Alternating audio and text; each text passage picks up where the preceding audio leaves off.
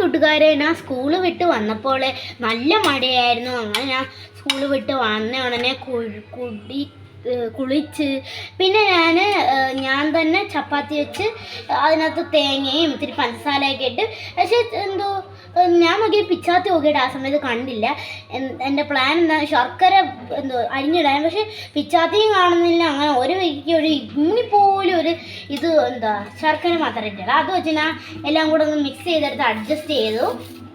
അങ്ങോട്ട് അതാണ് ഞാൻ കഴിച്ച് ട്യൂഷന് പോയിട്ട് വന്നപ്പോൾ തന്നെ എൻ്റെ ഉമ്മ നൂഡിൽസ് ഉണ്ടാക്കി വെച്ചായിരുന്നു.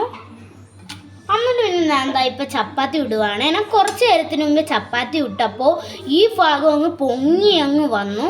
കണ്ടോ, നമ്മൾ അഡ്വർടൈസ്മെൻറ്റിനൊക്കെ കാണത്തില്ലേ, അതായത് പരസ്യത്തിലൊക്കെ കാണത്തില്ലേ, നല്ലപോലെയൊക്കെ ചപ്പാത്തി പൊങ്ങി വന്നു. അപ്പോൾ ഞാൻ ചപ്പാത്തിക്ക് അതേപോലെ ഇവിടെ പൊങ്ങി വന്നപ്പോൾ ഞാൻ നല്ലോണം ഇങ്ങനെ അടിച്ചു വന്നപ്പോൾ ഇങ്ങനെ ഒരു കൊട്ടക്കണക്കിന് പുക അങ്ങോട്ട് പോയി ഗായ്സ്. അപ്പോഴത്തേക്കും എനിക്ക് മനസ്സിലായി ഇങ്ങനെ ഗ്യാസ് ഇങ്ങനെ ചൂടാവും തോറും ഇതിൻ്റെ അകത്ത് അതും ഞാൻ അപ്പോഴത്തേക്ക് എണ്ണ ഇടാതെയാണ് ചെയ്തത്. എണ്ണ ഇടാതെ ചെയ്താൽ ഇതിനകത്ത് കുറേ എയർ കയറും. അപ്പോൾ എയർ കയറുമ്പോഴാണ് ഇങ്ങനെ പെരുങ്ങുന്നത്.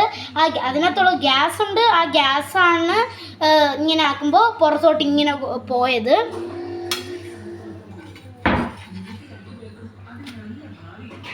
ഇങ്ങനെയുള്ള കാര്യങ്ങളൊക്കെ ചെയ്ത് നമുക്ക് എക്സ്പെരിമെൻറ്റിനൊക്കെ പോലെ തോന്നാൻ പറ്റും.